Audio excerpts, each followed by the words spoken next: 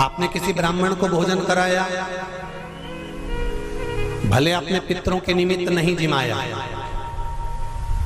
कोई ब्राह्मण को एक गिलास पानी पिलाया, भले अपने पितरों के निमित्त नहीं पिलाया, पर आपका एक अंश उसके खाते में चला जाएगा। उससे क्या होगा? पितरों की शांति। और समझ लो, गया जी में पिंडदान कर देने से क्या पितृ मुक्त हो जाते हैं? बद्रीनाथ जाकर कपाल क्रिया करने से क्या पितृ मुक्त हो जाते हैं?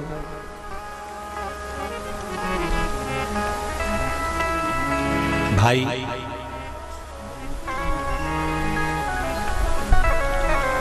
गया जी जाना तो वहां के पंडा जी से पूछना, हम यहाँ पिंडदान कर देंगे तो क्या वो मुक्त हो गए? पंडा जी कहेंगे, आप अपने पूर्वजों को गया का पिंड देकर, उनका पिंडदान कर कर आप उनको भगवान विष्णु के चरणारविंद में छोड़ गए। पर आप घर जाना तो घर पर जब जब श्राद्ध पक्ष आए तब ब्राह्मण को भोजन जरूर करो। भले तुम धूप मत देना, कौवे का मत निकालना, पर एक काम जरूर करना कि ब्राह्मण भोज कराना। उससे क्या होगा? 16 श्राद्ध में जब हमारे पितरों को, हमारे पूर्वजों को पितृलोक से छोड़ा जाता है तो वो सबसे पहले जिस घर में रहे होते हैं, जहां उनका पिंड घर में दिया होता है, जहां रहे होते हैं, सबसे पहले वो वहां आते हैं, सबसे पहले वहां आएंगे। और अगर तुमने उनकी तिथि पर, उनके वार पर अगर आपने भोजन करा दिया है तो उनकी मुक्तता नहीं, उनकी शांति हो जाती है।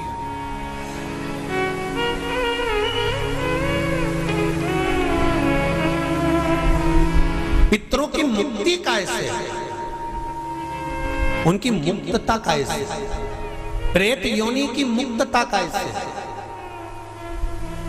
तो कहा, जैसे भगवान का नाम लेने वाला व्यक्ति दूसरा जन्म नहीं पाता, उसी तरह भगवान का जो भजन करते हैं, कीर्तन करते हैं, मंत्र जाप करते हैं, या शिव महापुराण की कथा, राम कथा, भागवत कथा, विष्णु पुराण आदि जितनी भी पुराण हम श्रवण करते हैं, हमारे श्रवण करने का एक भाग हमारे पितरों के खाते में जाता है, तो उस कथा के फल से उनकी मुक्ति हो जाती है। उनकी कथा के फल से मुक्तता। प्रेत योनि से मुक्त हो गया धुंधकारी, बिंदुक प्रेत योनि से मुक्त हो गया। काय से हुआ? शंकर का स्मरण, शिव महापुराण की कथा का रसतत्व ग्रहण करना, राम कथा, भागवत कथा का मात्र स्मरण करना, उससे मुक्त।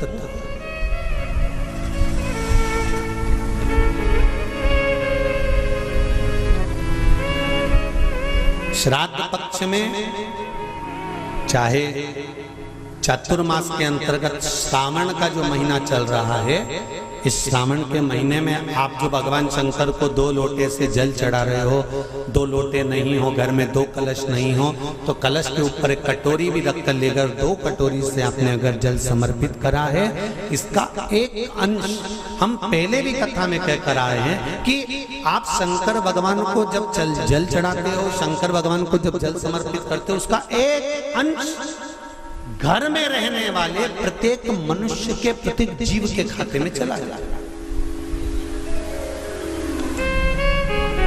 सारी समस्या का हल,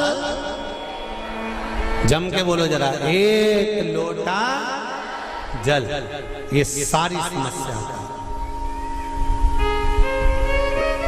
भगवान शिव कह रहे हैं, चंचुला तुम प्रेत योनि में मत जाओ, अपने पति को प्रेत योनि से खींचकर कैलाश धाम लेकर आ जाओ। इसको धर्म पत्नी कहते हैं। जो पति से कह दे कि तुम गलत काम कर रहे हो, ठीक है वो अपनी जगह पर धर्म पत्नी का फर्ज है कि वो गलत काम करने वाले पति को भी धर्म का पथ निश्चित करे। धर्म का तेरा ही दिया मैंने खाया पिया है, उसका तरीका है क्या? तो कहा उसका केवल एक तरीका है। भगवान शंकर कहते हैं एकाग्र चित्त होकर कोई अगर मेरा गुणगान करे, शिव कह रहे चंचला देवी, शंकर का मात्र गुणगान करने वाला, शिव महापुराण की कथा को मात्र श्रवण करने पर तेरे पति प्रेत योनि से छूट जाएगा। चंचला देवी ठहाका लगाई, हंसी, मुस्कुराई।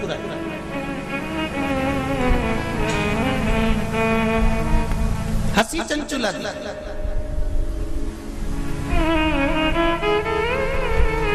अब देखिए कोई व्यक्ति समझा रहा है, आपकी सास बहू को समझा रही है और बहू सिर पर पल्लू लेके ठाका लगाकर खूब जोर जोर से हंसे, तो ईमानदारी से बोले सास को गुस्सा नहीं आएगा? कैसी पगली है, अकल का सब बेच खाई इसने। मैं समझा रही हूं और ये ठिठोली बना रही है। मैं इसको समझा रही हूं और ये मेरे ऊपर हंस रही है। सास बहू को समझाए और बहू खूब ठाका लगा लगा कर हंसे तो सास को बुरा लगता है। शंकर भगवान के सामने चंचुला देवी हंसी, पर मेरे शिव जी को बुरा नहीं लगा। क्यों? शंकर भगवान कहते हैं कि ये मनुष्य का शरीर जो मिला है ना, 60 साल, 50 साल, 70 साल, 80 साल, 90 साल, 40 साल, आजकल उम्र की कोई सीमा है क्या? 100 वाले, 90 वाले तो बहुत कम मिलेंगे साहब। जितने भी मिलेंगे आप कहीं पर भी सूचना पाओगे 65 का था, 70 का था, 72 का था, 80 की तो बॉर्डर कबड्डी जैसे छूके आता है कहीं कहीं के। 80, 85 और 90 की बॉर्डर तो कबड्डी जैसे छूके आते हैं। कहीं कहीं के होते हैं जो तू करते करते वहां तक पहुंचते हैं और 80-90 की उम्र को छू के फिर आते। नहीं तो आज का जमाना तो 70 हो जाए, 80, 70, 75, 70, 75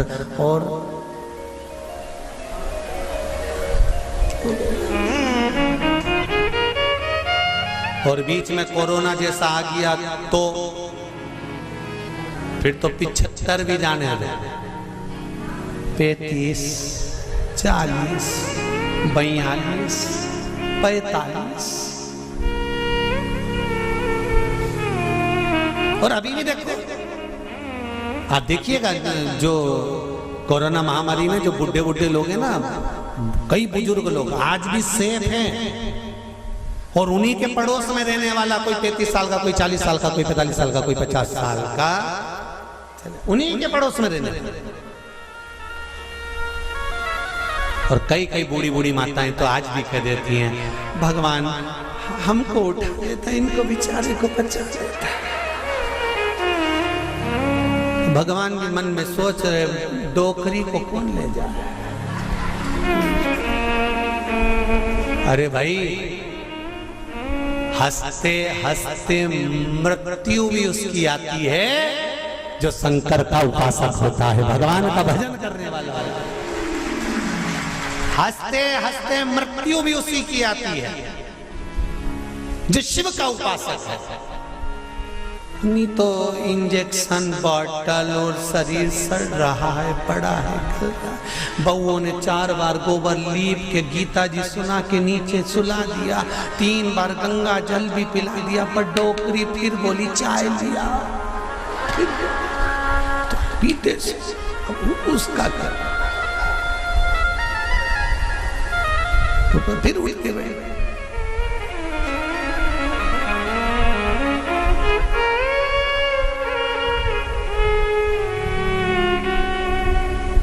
अरे भाई, तुमको अगर बगीचे का सबसे सुंदर फूल पसंद है, तुम एक से बढ़कर एक बगीचे में गए पर फूल वही तोड़ते हो जो तुम्हें पसंद आता है। मेरा महादेव संसार में से उसी को उठाता है जो महादेव को पसंद आता है। ये शिव है जो महादेव को पसंद आता है, नहीं उठाएगा जब तक तुम चाहे गीता जी सुना दो, चाहे गंगा जल पिला दो, चाहे किसी महाराज से पूछ कर कितना भी दान करा दो। हमने गाय दान कर दी, पंडित जी को बुला के गाय भी दिलवा दी, एकादशी भी छोड़ दी, पर ये नहीं छूटी।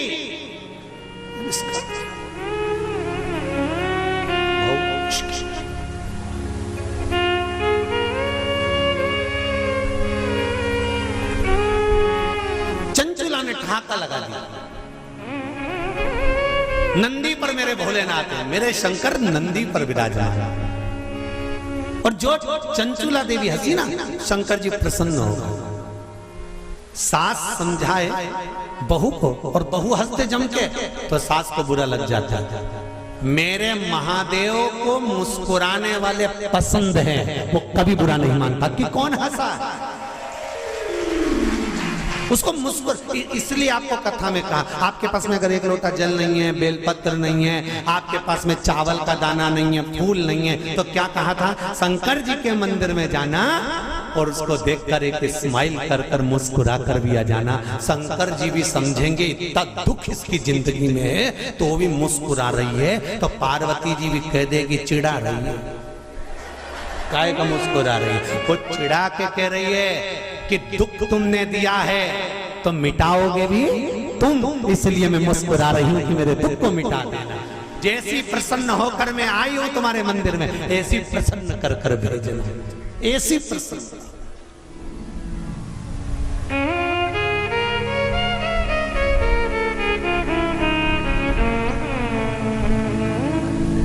हो लिखन वाले तू हो के दयाल पे लिखना से सतगुरुदास रूपी गुरु मिल जाए तो दर्शन।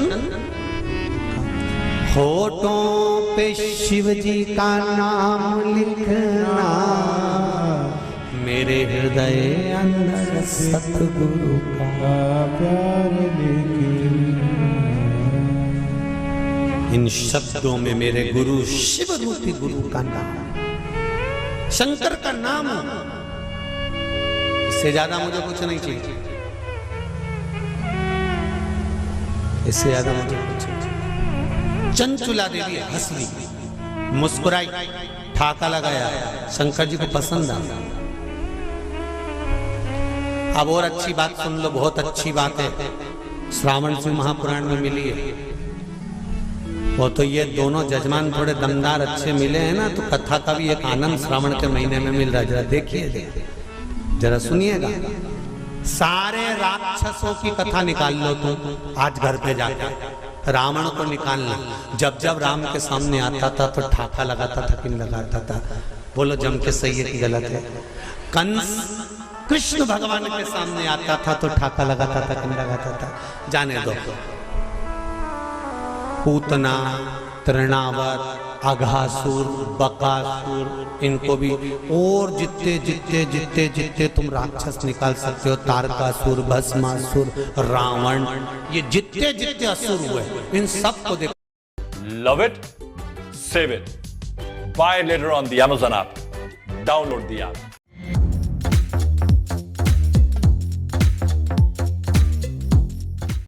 भस्मासुर, ये सब, और भी तुम जितने सीरियल निकाल सकते हो, नाटक, उनमें देखना। देवी मैया रक्त बीज को मारने जा रही है, रक्त बीज हंसर। महिषासुर को मारने जा रही है, महिषासुर हंसर। एक दो बार तो माता देवी मैया को भी थोड़ा टेंशन हुआ कि मैं इसको मारने जा रही है, हंस क्यों रहा है? रावण मरने जा रहा था और मुस्कुरा रहा था, हंस रहा था, ठहाका लगा था। आज भी रावण जलता है ना, जब कौन से मैदान में? अरे जम के तो बोलो। रावण मर के चले गया पर प्रॉपर्टी आज भी रह गई उसकी।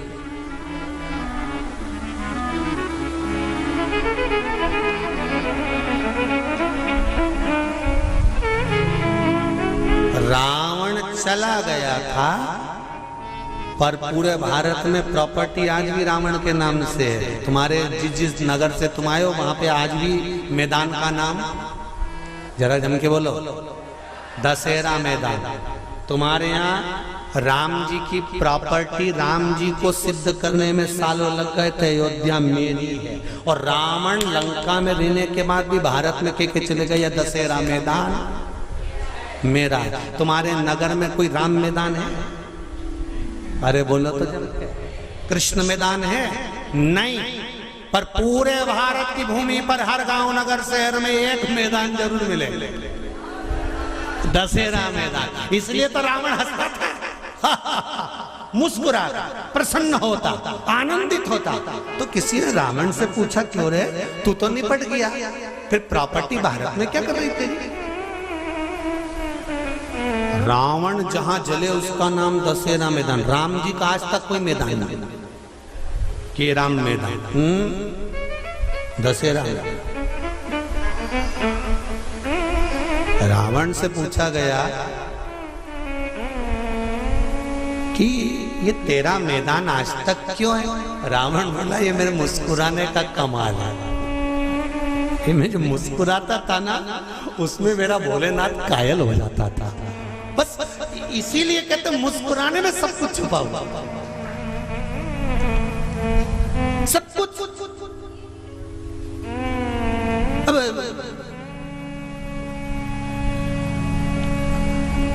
पहले हमारी आदत थी, हम सीहोर में अगर कोई शांत भी हो जाता था तो उनके यहाँ जाते थे, तो उनकी बहुएं रोती थी ना, तो वो हमको देख के चुप हो जाती थी।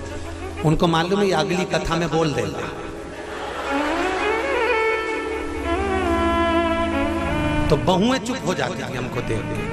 उनकी डिजाइन नहीं तो कई बहुएं ऐसी अल्लाह अल्लाह के रोती थी, सांस मर जाए तो खूब अल्लाह अल्लाह के रोए, ऐसी रोए, ऐसी रोए।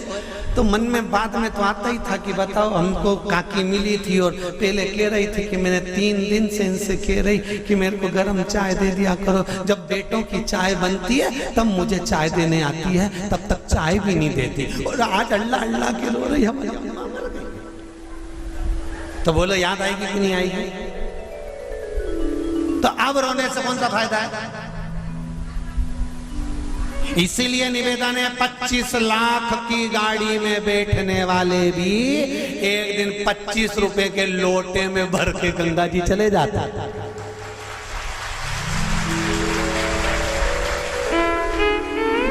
अकड़ में तो रहना नहीं।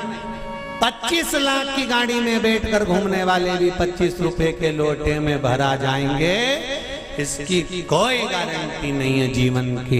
इसलिए चंचुला देवी ठहाका लगाकर हंसी, शंकर को पसंद आया, मेरे भोलेनाथ को प्रसन्नता।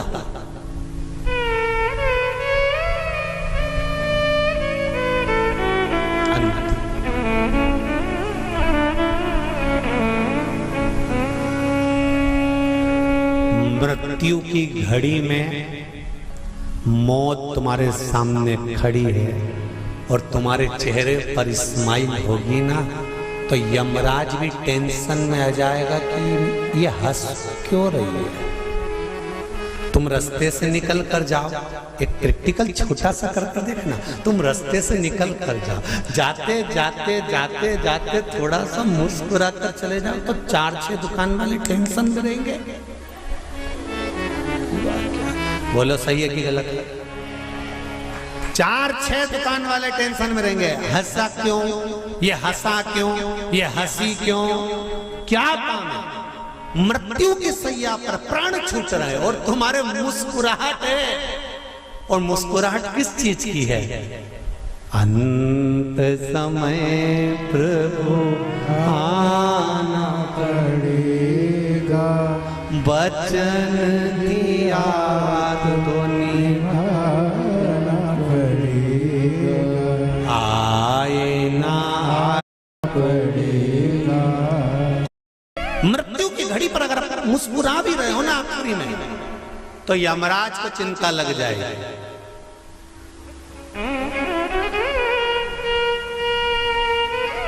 और सरल समझ लो,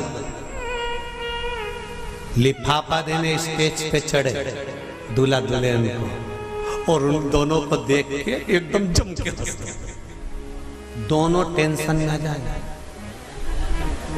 दो पत्नी पति से कहे,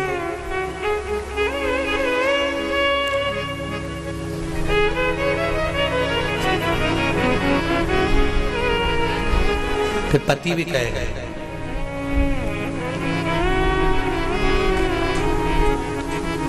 फिर धीरे से कानाफूसी होगी, ये हंसा क्यों?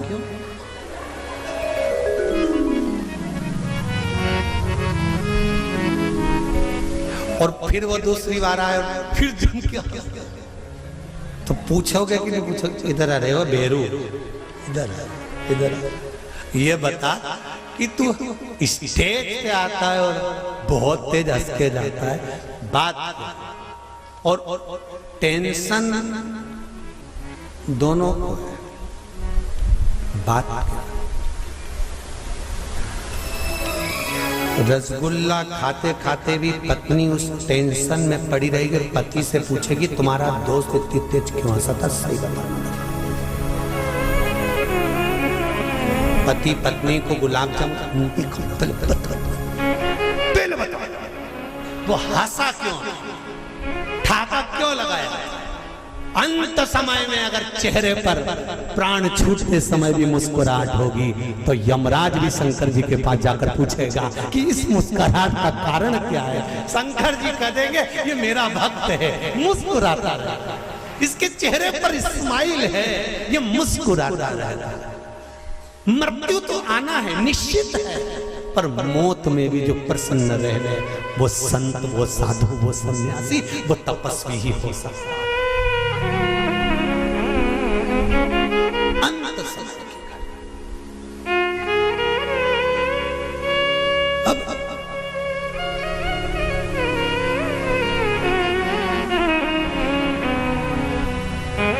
शिव जी को टेंशन नहीं हुआ, शंकर भगवान तो बड़े प्रसन्न हुए। शिव जी ने कहा सोचा मन में इतना अच्छी बात है, आज चंचुला मुस्कुराई है, ठाका लगाकर हंसी है। चंचुला से पूछा तो क्यों हंसी है, तेरे हंसने का कारण क्या है, मुस्कुराने का कारण क्या है? चंचुला देवी कहती है मेरे मुस्कुराने का एक कारण है, आप अगर मुझे मार्ग बताते हैं कि पति के लोक नहीं जाना है तो मैं पति के लोक नहीं जाना चाहती।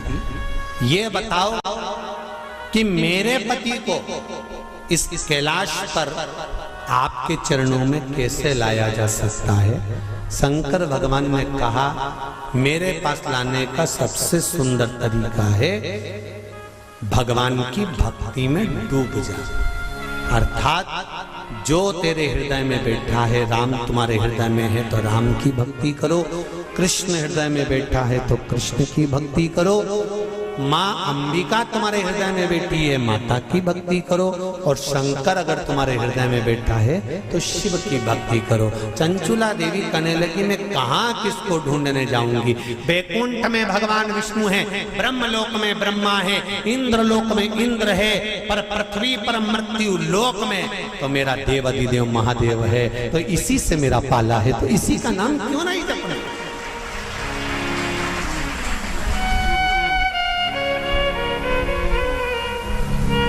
मैं शिव का नाम क्यों ना जपूं? महाराज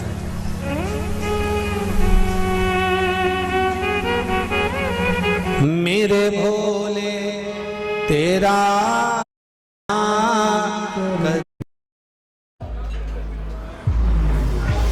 Give me that ooey gooey cheddar cheesy mouth watering.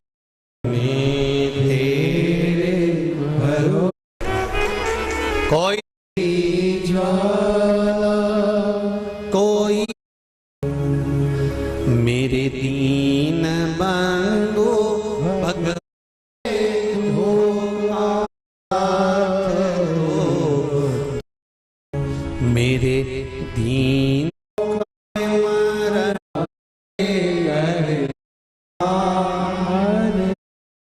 तेरा तेरा दिन याद करे क्यों रे नर सुमिरन। क्यों न करे। कितने दिन? केवल तेरा, बाकी के दिन नुकती झड़े क्यों रे नर सुमिरन। क्यों न करे। बाकी के समय तो खूब नुक्ती सेव, गुलाब जामुन, भजिया, पकोड़ा, आलू चना की सब्जी और रायता खूब चरे। कौन तुझे याद करे? अम्मा तो गई, बाबा तो गया, डोकरा तो गया, बुढ़ा तो गया, जीव तो गया। कौन याद करेगा? याद किया जाएगा जो तुमने भजन करा, जो तुमने स्मरण करा, जो तुमने दान करा, जो तुमने पुण्य करा, वो तुम्हारे साथ गया। दुनिया याद रखे चाहे ना रखे, मेरा देव अधिदेव महादेव जरूर याद रखेगा कि तूने कीर्तन किया है, तूने मंत्र जाप किया, तूने स्मरण याद। चंचुला कह रही है, भोले बाबा शंभुनाथ, हे त्रिकालदर्शी, है कैलाशी, है अविनाशी, आप हो। मेरे पति के धाम में अब मुझे नहीं जाना, मुझे पति लोक में नहीं जाना, क्योंकि मेरा पति तो प्रेत योनि में पड़ा हुआ है। उस योनि से मुझे मुक्त करा कर लाना।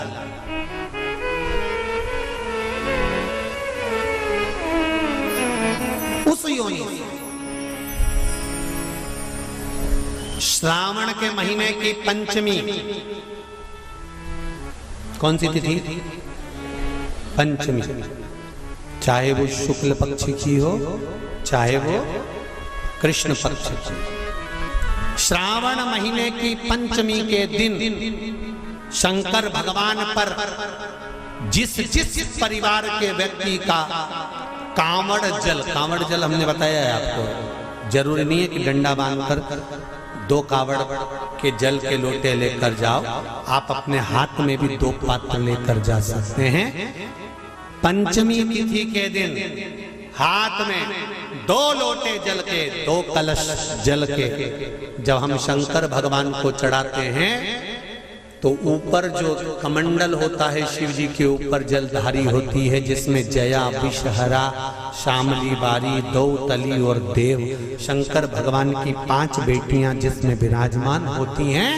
जब हम जल समर्पित करते हैं, हमारे पीढ़ी में, परिवार में अगर कोई अधोगति में मर गया होता है, कुंवारी अवस्था में चले गया होता है, गर्भ में मर गया होता है, गर्भ के बाहर निकल कर भी अगर कुंवारी अवस्था में चले गया होता है, तो श्रावण महीने की दोनों पंचमी पर परिवार का अगर कोई एक व्यक्ति भी जल चढ़ा देता है शंकर भगवान पर, तो सर्प की योनि में नहीं पड़ता, जीव मुक्त हो जाता, प्रेत योनि में, सर्प की योनि से मुक्त हो जाता।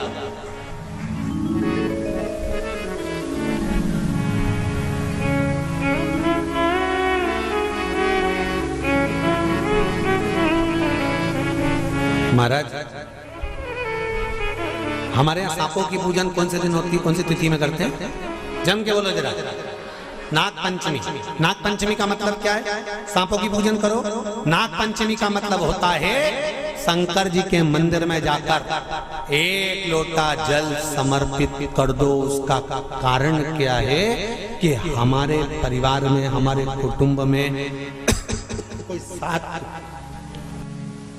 कुटुंब में, परिवार में कोई 7 पीढ़ी के अंतर्गत भी अगर कोई जीव तड़प रहा होता है, पड़ा हुआ होता है, उसकी मुक्ति नहीं होती है, तो पंचमी का चढ़ा हुआ जल उस जीव को प्राप्त हो जाता है और वो जीव तर जाता है, उसका फिर जन्म नहीं होता, वो तर। इसको मुक्तता कहता है,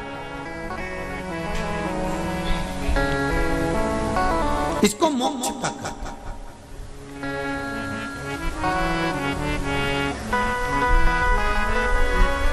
ये मुक्ति, ये मोक्ष, इसी को कहेंगे कि ये मुक्तता है। महाराज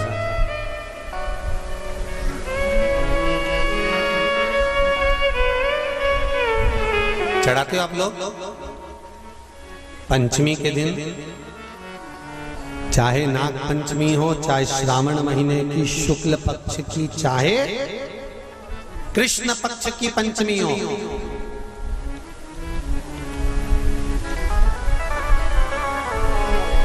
शिव जी पर जल चढ़ाया गया। और समझ लो अच्छे से, श्रावण महीने की पंचमी के दिन देवाधिदेव महादेव पर चढ़ाई गई शमी पत्र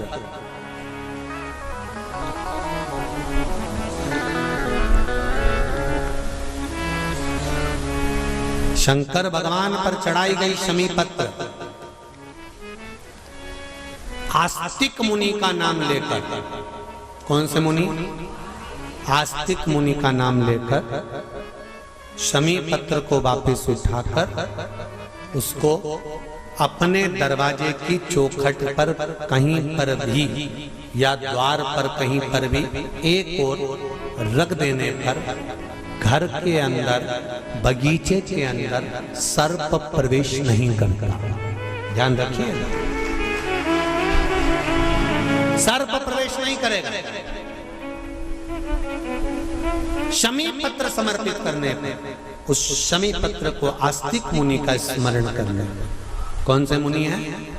आस्तिक मुनि का स्मरण करने पर भीतर घर के अंदर बगीचे में सर्प भी प्रवेश नहीं। उस शमी पत्र में जया, विषहरा, शामली वारी, दौतली और देव, ये पांचों कन्याओं का भाव प्रकट हो जाता है और वो कन्याएं हमारे घर के द्वार की रक्षा करती हैं। तुम्हारे घर की बहन बेटी क्या करती है? तुम्हारे घर की बहन बेटियां क्या करती हैं? घर में बहन बेटी आती हैं तो बद्दुआ देकर नहीं जाती। घर में कन्याएं रहती हैं, बद्दुआ नहीं देती। घर की बेटियां जब दरवाजा छोड़कर शादी कर वाले दिन, विदाई के दिन अगर जाती भी हैं तो बेटियां हाथ में धान भरकर फेंक कर जाती हैं कि मेरा मायका खूब फले फूले, आगे बढ़े। छापे लगाकर चली जाती हैं कि हमने हमारी जीवन की सारी दौलत,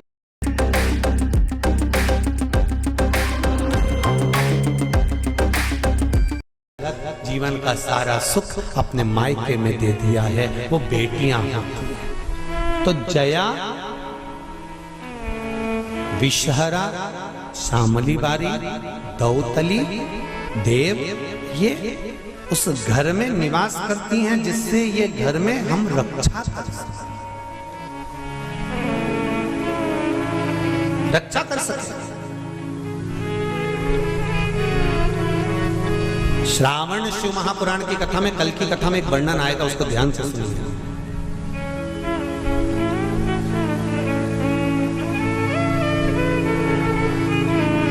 उदर, पेट सारी बीमारियों का केंद्र बिंदु है,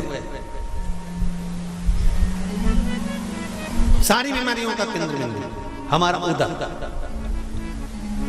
कहीं इसमें तकलीफ होती है, एसिडिटी बन जाती है, कोई बड़ी बड़ी बीमारियां इसी के माध्यम से, पेट के माध्यम, तो उसके लिए कल की कथा में श्रावण के महीने का बड़ा सुंदर भाव प्रकट होगा कि हमारे उदर से जुड़े हुए प्रॉब्लम, केवल एक तिथि और एक ही दिन शंकर भगवान पर जल चढ़ाकर उस जल का 3 बार आचमन करने पर ही उदर की बीमारी मिट जाती है। वो श्रावण के महीने का बड़ा सुंदर कथा है, उसको अपन श्रवण करते हुए आगे बढ़ेंगे। वो श्रावण शिव कथा कर चंचुला जी ठाका लगाकर हंसी। शिव जी ने समझाया, चंचुला देवी को बताया।